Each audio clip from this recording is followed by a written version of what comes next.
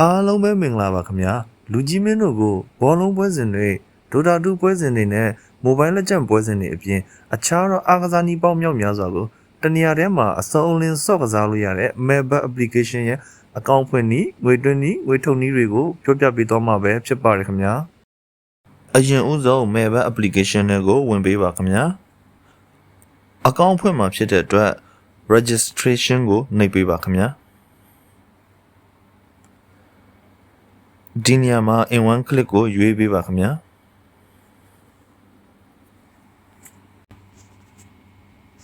ဒီအဆင့်မှာတော့ promo code ဆိုတဲ့နေရာလေးမှာ page 47ကိုမှန်ကန်စွာဖြည့်ပေးဖို့လိုအပ်ပါတယ်ခင်ဗျာ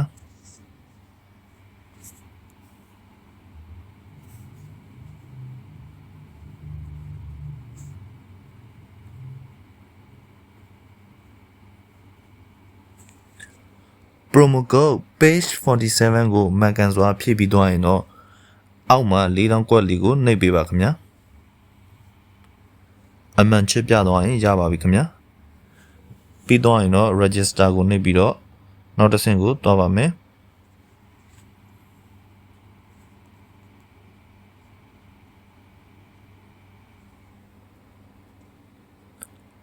ဒီမှာထပ်ပေါ်လာတဲ့၄တောင်းကွက်လေးကိုထပ်နှိပ်ပေးပါခင်ဗျာဒီအဆင့်မှာတော့ရွေးခိုင်းတာကိုမှန်အောင်ရွေးပေးလိုက်ရင်ရပါပြီခင်ဗျာ skip လို့ပြရင် skip ကိုအရင်နှိပ်ပေးပါ verify လို့ပေါ်လာရင်တော့ကျွန်တော်တို့ရွေးခိုင်းတာကိုမှန်အောင်ရွေးပေးလိုက်ရင်ရပါပြီဒီမှာတော့လေကားကိုရွေးခိုင်းပါတယ်ခင်ဗျာ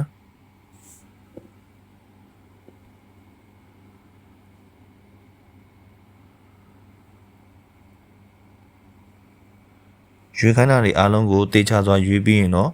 verify ကိုနှိပ်ပေးပါခင်ဗျာအမှန်ချစ်လေးပြသွားရင်အကောင့်ဖွင့်တာအောင်မြင်သွားပါပြီခင်ဗျာဒီနေရာမှာရလာတဲ့ user name နဲ့ password ကို screenshot ရိုက်ပြီးတော့တင်ထားဖို့လိုအပ်ပါတယ်ခင်ဗျာဒီအကောင့်ထွက်သွားရင်ကျွန်တော်တို့ဒီ user name နဲ့ password ကိုပြန်လည်အသုံးပြုပြီးတော့ login ကနေအကောင့်ဝင်ဖို့လိုအပ်တဲ့အတွက်အရန်ကိုအရေးကြီးပါတယ်ခင်ဗျာuser name password ကို screenshot ရိုက်တင်ပြီးတော့ရင်တော့ကျွန်တော်တို့အောက်မှာ next ကိုနှိပ်ပေးပါခင်ဗျာ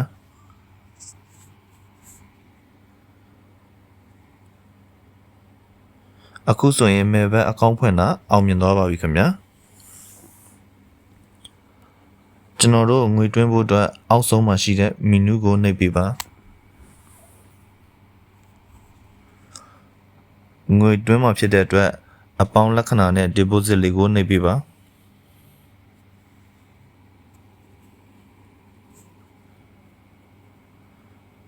ကျွန်တော်တို့ဒီမှာငွေသွင်းနည်းတွေများစွာကြားလာပါပြီခင်ဗျာKP နဲ့ငွေသွင်းနည်းကိုကြည့်လိုက်ရအောင်ကျွန်တော်ကတော့ဒီမှာနမူနာပုံစံသားဖြည့်ပြပေးမှဖြစ်ပါတယ်ခင်ဗျာ9000ဆိုတဲ့နေရာမှာမိတ်ဆွေတို့ရဲ့ငွေသွင်းမဲ့ပမာဏကိုထည့်ပေးပါခင်ဗျာ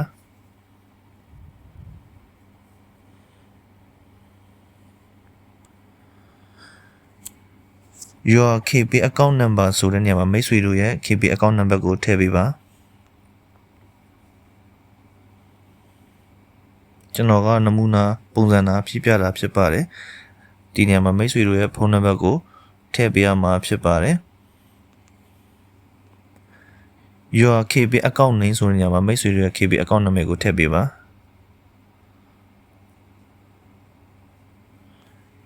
ဒီ၃ချက်ကိုဖြည့်ပြီးတော့ရင်တော့အပေါ်မှာရှိတဲ့ KP ဖုန်းနံပါတ်ဆိုတာလေးကို copy ယူပြီးတော့မိတ်ဆွေတို့ရဲ့ KP ထဲမှာအရင်ဆုံးငွေသွားလွှဲဖို့လိုအပ်ပါတယ်ခင်ဗျာငွေလွှဲပြီးရင် KP ရဲ့ငွေလွှဲမှတ်တမ်းကိုသွားပြီးတော့ KB ဇက်လှုပ်ဆောင်မှုအမှတ်ကိုတွားရောက်ပြီးတော့ကြည့်ရှုပေးပါအလုံး20ရှိပါတယ်အဲ့ဒါကိုဒီလှုပ်ဆောင်မှုအမှတ်ဆိုတဲ့နေရာမှာပြန်လာဖြည့်ပေးဖို့လိုအပ်ပါတယ်ခင်ဗျာအလုံး20လုံးကိုမှန်ကန်စွာဖြည့်ပေးဖို့လိုအပ်ပါတယ်ကျွန်တော်ကနမူနာလာဖြည့်ပြချင်တာဖြစ်ပါတယ်မိတ်ဆွေတို့အဲ့ဒီအလုံး20ကိုမှန်ကန်စွာဖြည့်မှငွေကအမြန်ဆုံးဝင်ရောက်လာမှာဖြစ်ပါတယ်ကျွန်တော်တို့ငွေတွင်းတဲ့ပမာဏ KB ဖုန်းနံပါတ် KB အမည် KB ဇက်လှုပ်ဆောင်မှုအမှတ်ကိုဖြည့်ပြီးတော့ရင်တော့အောက်မှာအစိုင်းအောင် confirm လေးကိုနှိပ်လိုက်တာနဲ့ငွေသွင်းတာအောင်မြင်တော့မှာဖြစ်ပါတယ်အကယ်၍ငွေသွင်းတာ15မိနစ်တွင်ငွေဝင်မှုဆိုရင်တော့ customer support မှာတွားပြီးတော့ဖြည့်ရှင်းလို့ရပါတယ်ကျွန်တော်ဒါကိုဗီဒီယိုအဆုံးမှာထည့်ပေးမှာဖြစ်တဲ့အတွက်ဗီဒီယိုကိုဆုံးအောင်ကြည့်ပေးပါခင်ဗျာ ဝေးနဲ့ငွေတွင်းတွေကိုကြည့်အောင်ဝေးကိုနှိပ်ပေးပါအတူတူပါပဲခင်ဗျာ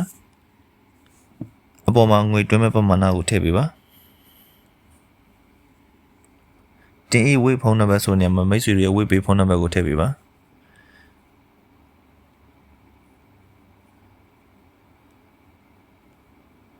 ဒါကနမူနာလားဖြစ်ပြခြင်းတာဖြစ်ပါတယ်တင်အေးဝေးပေးအကောင့်ကိုင်ဆောင်လို့အမည်ဆိုနေမှာမိတ်ဆွေတွေရဲ့ဝေးပေးအကောင့်အမည်ကိုထည့်ပေးပါဒီ၃ချက်ကိုဖြည့်ပြီးသွားရင်တော့ခဏလိုပဲအပေါ်မှာ active ဖြစ်နေတဲ့ agent ဖုန်းနံပါတ်ကို copy ယူပြီးဝေးထမ်းမှာငွေတော့လွှဲပါခင်ဗျာပြီးတော့ရင်တော့ဝေးကရလာတဲ့ငွေလွှဲလုပ်ငန်းစဉ်အမှတ်ကိုဒီမှာပြန်လာပြီးတော့ထည့်ပေးပါခင်ဗျာဝေးလုပ်ငန်းစဉ်အမှတ်ဆိုတဲ့နေရာမှာမှန်ကန်စွာထည့်ပေးပါကျွန်တော်ကနမူနာလားဖြည့်ပြခြင်းဖြစ်ပါတယ်ငွေတွင်းပမာဏဝေးဖုန်းနံပါတ်ဝေးအမည်ဝေးလုပ်ငန်းစဉ်အမှတ်ထည့်ပြီးတော့ရင်တော့ဝေးမှာပုံနေတာတစ်ခုရှိပါတယ်အဲ့ဒါငွေတွင်း screenshot ကိုတောင်းရင်ဒီအပေါင်းလေးကိုနှိပ်ပြီးတော့မိတ်ဆွေတို့ကငွေတွင်းနဲ့ screenshot ကိုထည့်ပေးရမှာဖြစ်ပါတယ်အကယ်လို့ငွေတွင်းနဲ့ screenshot ကိုမတောင်းရင်တော့ထည့်ပေးစရာမလိုပါဘူးဒီမှာတော့တောင်းတဲ့အတွက်ဒီအပေါင်းလေးကိုနှိပ်ပြီးတော့မိတ်ဆွေတို့ငွေလွှဲထားတဲ့ screenshot လေးကိုထည့်ပေးရမှာဖြစ်ပါတယ်ကျွန်တော်ဒီငွေလွှဲ screenshot ကိုထည့်ပြီးတော့ရင်တော့အောက်မှာအစိမ်းအောင် confirm လေးရှိပါတယ်အဲ့ဒါကိုနှိပ်လိုက်ရင်ငွေတွင်းတာအောင်မြင်တော့မှာဖြစ်ပါတယ်ခင်ဗျာ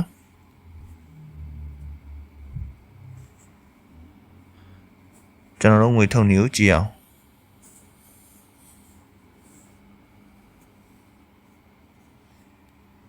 ငွေထုတ်မယ်ဆိုရင်အောက်ဆုံးကမီနူးကိုနှိပ်ပေးပါပြီးတော့ရင်အပေါ်မှာအနီးစပ်ပြနေတဲ့ setting အလုံးလေးကိုနှိပ်ပေးပါပြီးတော့ရင်တော့ဒီ top up account အောက်က withdraw အနုပ်ပုံစံလေးရှိပါတယ်အဲ withdraw ကိုနှိပ်ပေးပါငွေထုတ်နေလေးကြာလာပါပြီ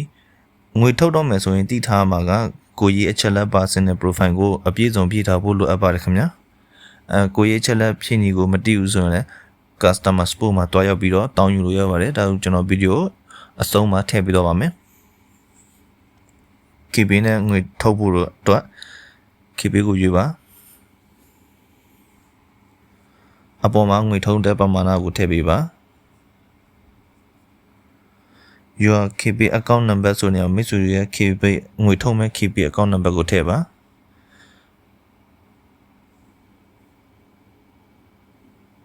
ဒါနမူနာပုံစံတာဖြည့်ပြခြင်းဖြစ်ပါတယ်ခင်ဗျာ your KB account name ဆိုနေမှာမိတ်ဆွေရဲ့ KB account number ကိုထည့်ပေးပါဒီ၃ချက်ကိုဖြည့်ပြီးတော့ရင်တော့ confirm ကိုနှိပ်လိုက်တာနဲ့ approve ဖြစ်သွားရင်တော့ငွေထုတ်တာအောင်မြင်တော့ပါပြီခင်ဗျာအကယ်လို့စင်းကုတ်ချိတ်ထားလို့စင်းဖုံးချိတ်ထားလို့စင်းကုတ်ထဲကိုစင်းကုတ်ကိုတောင်းမယ်ဆိုရင်တော့စင်းကုတ်လေးကိုဒီမှာရိုက်ထည့်ပြီးတော့ confirm ကိုထည့်နေပြီပါဒါဆိုရင်ငွေထုတ်တာအောင်မြင်တော့မှာဖြစ်ပါတယ်ခင်ဗျာဝေးနဲ့ငွေထုတ်နေကိုကြည့်အောင်အတူတူပါပဲခင်ဗျာငွေထုတ်မဲ့ပမာဏကိုထည့်ပါတင်ဝေးပေးဖုန်းနံပါတ်ဆိုနေမှာမိတ်ဆွေတို့ရဲ့ဝေးဖုန်းနံပါတ်ကိုထည့်ပါ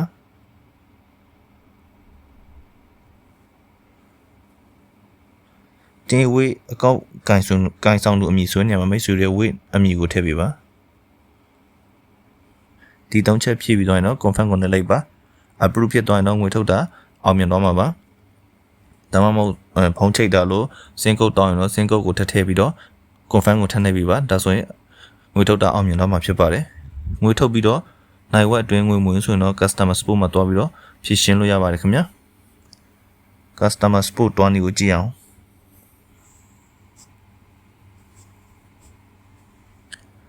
မီနူကိုနှိပ်ပါပြီးတော့ရင်တော့အောက်ဆုံးမှာရှိတဲ့ customer support ဆိုတာလေးကိုရွေးလိုက်ပါအပေါ်ဆုံးက chat ကိုရွေးပေးပါဒီနေရာမှာတော့ခဏလေးစောင့်ပေးပါခင်ဗျာဒီလိုပေါ်လာရင်မြန်မာ please လို့ပို့ပေးပါ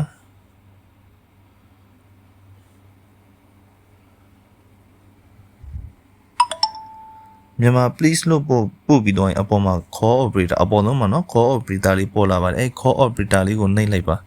နှိပ်ပြီးတော့ရင်မြန်မာ please လို့ထပ်ပို့ပေးပါ